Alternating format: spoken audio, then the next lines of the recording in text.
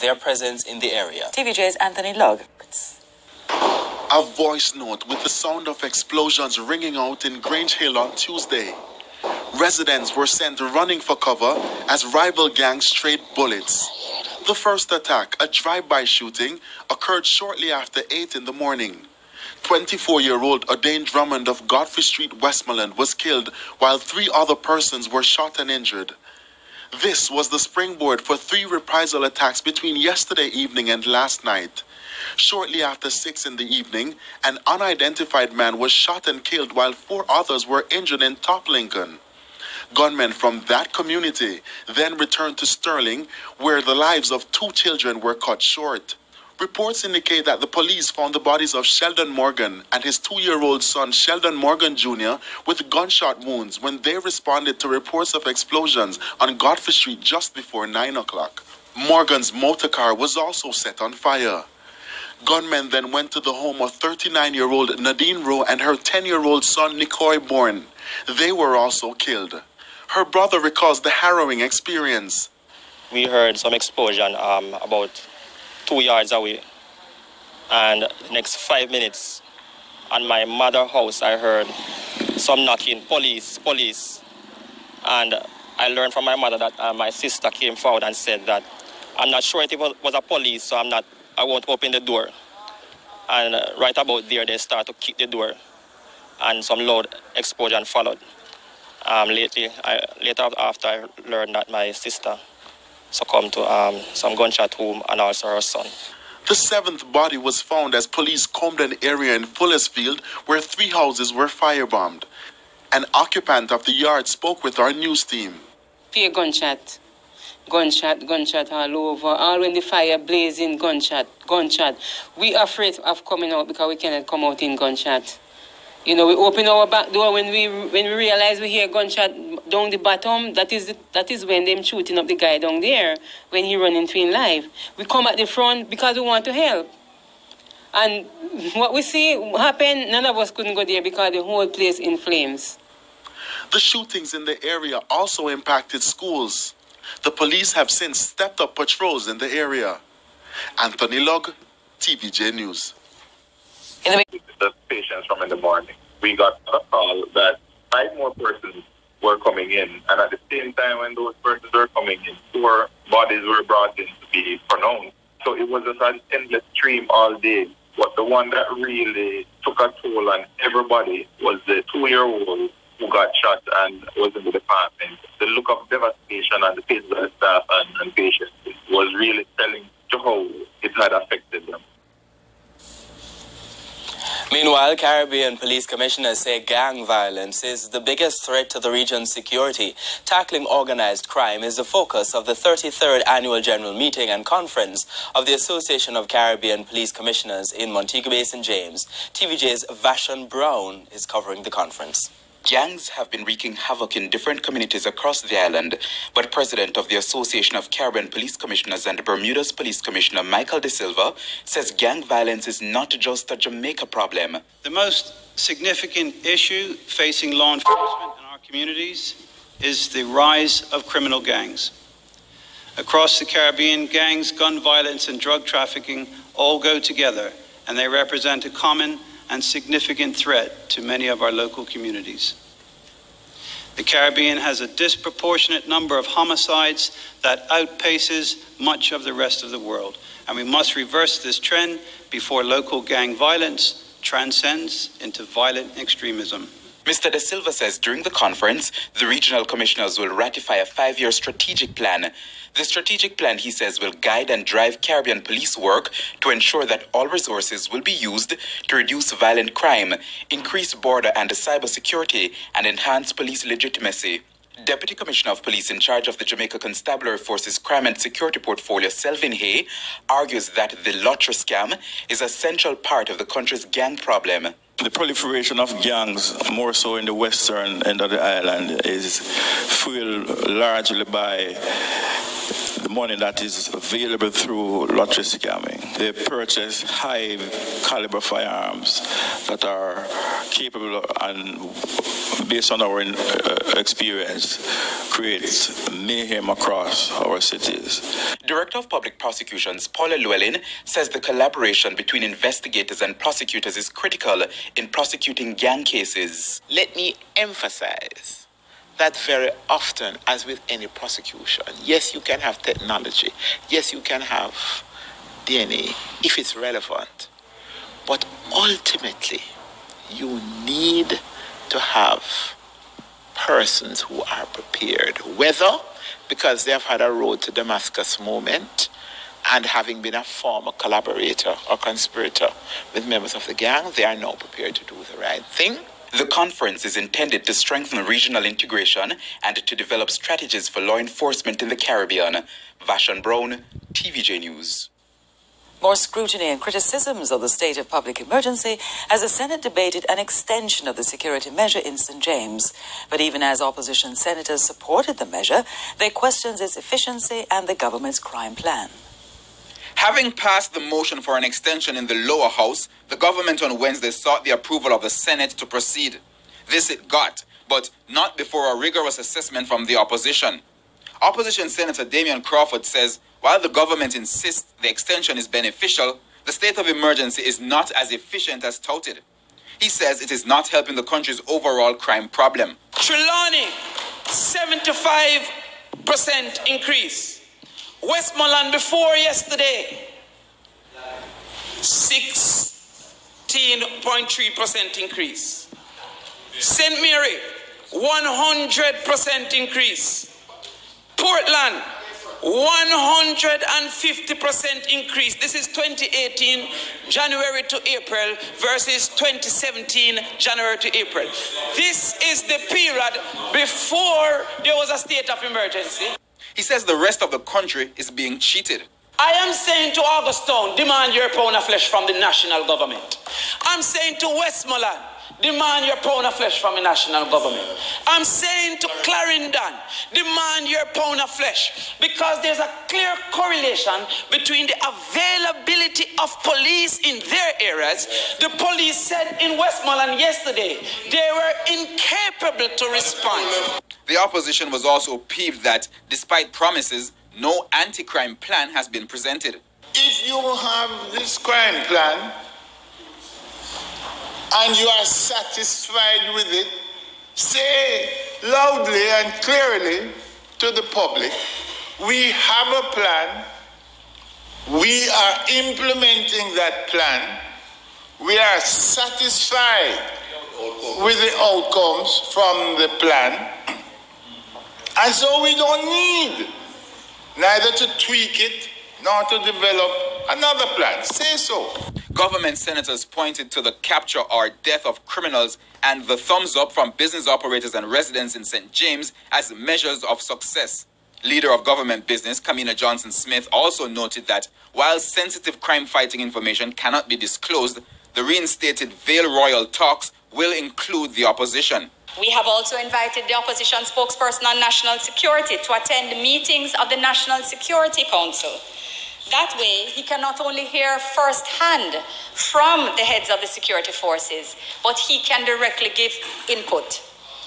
Mr. President, we are confident that given the sensitivity of information management in the fight against crime, that this is a good balance of information sharing at this time.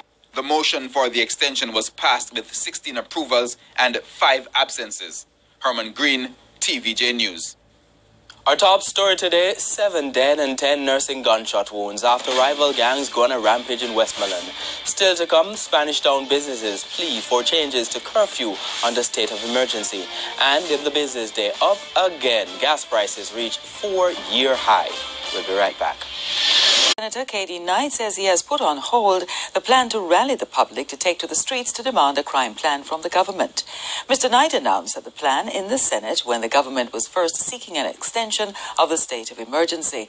During Wednesday's sitting, Government Senator Matthew Samuda again expressed concern about the suggestion. And I heard Senator Knight say he may rouse up the people if a crime plan is not forthcoming by the end of April. Well, we're in May. The plan was to have it next week, Tuesday, but I'm reasonable. And I'm going to tell you why I'm going to have to call around. And persons who were given the task of mobilizing in various areas, I'm going to say to them, hold straight. However, Mr. Knight says that call has not been totally abandoned. He says he is now in support of the opposition leader's new call for a plan to be presented in 3 months. I don't care who said what, no. If by the time you come back, there is no crime plan, then the plan that I have is going to be put in place. Back to the Grange Hill killings now. The Westmoreland police say at the heart of the attacks in the area is conflict among rival gangs. During a tour of the area today, the National Security Minister, Dr. Horace Chang, described yesterday's incident in which 17 people were shot in Grange Hill as a crisis. TVJ's Vashon Brown was on the tour and now reports. A tour by National Security Minister Dr. Horace Chang and Police Commissioner Major General Anthony Anderson following last night's deadly shooting in Westmoreland. Now I'm standing in one of the houses that was firebombed in last night's deadly attack here in Westmoreland. Now the residents here say the incident has left them in fear. The National Security Minister is promising increased police presence. Member Pat has been speaking to me, and we will assess the entire situation, and the government will do whatever is necessary. Security is not something we just speak off the hat on. I'm here as the Minister of National Security, but whatever we do, we'll consult with the members of Parliament and we'll consult my colleagues. But Westmoreland is facing a crisis. We're going to treat it like that. It's a terrible station. We have to take action to correct it, and whatever is necessary will be done. He says the government will be working to stop the mayhem in different parts of the island. The police commissioner says the police will be conducting a number of operations to deal with the issues in Westmoreland. This is a bad situation. A number of even kids have been killed, but it's not unique to Westmoreland. It's just really bad today.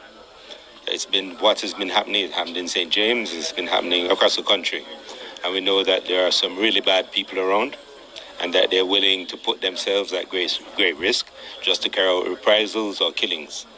There's no shortage of guns that they have, no shortage of ammunition, and there's certainly no shortage of will on their part. It means that our response has to have equal resolve. The Member of Parliament for Western Westmoreland, Dr. Wickham McNeil, was also in the area today. He says something must be done about the violence in the parish. This is a problem that has been growing over the last 2 years. We had a 24% increase in murders in 2017, and already for this year we have a 16% increase. So this is a problem that has been building. I've been in discussion with Minister Chang and previously with Minister Montague that what we need down here is increased security personnel. We need increased mobility for the police force. We possibly need soldiers as well. Vashon Brown, TVJ News. In the final part of our look at the impact of the state of emergency on night activities and businesses in St. Catherine, we hear what alternatives persons have been resorting to for enjoyment and earning, as well as suggestions on a compromise they say will help the police better address crime in the area. TVJ's Krista Campbell reports. Since the state of emergency came into effect over a month ago in the St. Catherine North Police Division, business people and those involved in entertainment events say they've been hard hit. But the people say they've been finding alternatives. The people are trying a day rave, wherein they start from 12 o'clock and they would go until 9. But sometimes when they reach 6, 7 o'clock, they are locked off. At 5 o'clock in the afternoon, Job's Lane in Spanish Town is transformed into a bevy of activities. Vehicles parked on both sides of the roadway and music blaring in the background. This is what a day rave looks like. The same elements as a regular party, except it's not at night time. Traffic backing up in the area, police arrived on the scene, threatening to shut down the party unless vehicles were removed from one side of the roadway. That done, the party resumed.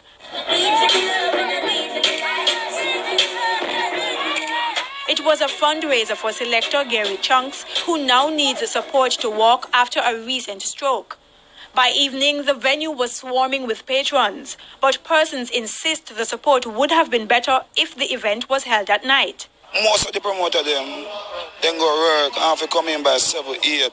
I don't know the traffic on the road, hold them up so they can come in about 9, 10. The days are hot, and people love to dance, so that precludes dancing. Because nobody not going to stand up in the sun to dance. Nobody not going to stand up in the sun to drink. An idea. It does feel like, say, you go up on the beach. You not even feel to dress up that much. And that's not right. Everybody want to look flawless. I party anytime, morning, noon, and night. From the party I go and me support the party. But not all events can be easily switched to daytime. On Tuesday night time, we just keep a party, Snapchat Tuesday. It going on for 1 year. Very successful and never stop keep it. With keeping events, you can't just merge or just leave, go to our next year to keep an event. Because it's like you're going somewhere where nobody not really know you. I can't glad my cousin the other day, I'm growing the song.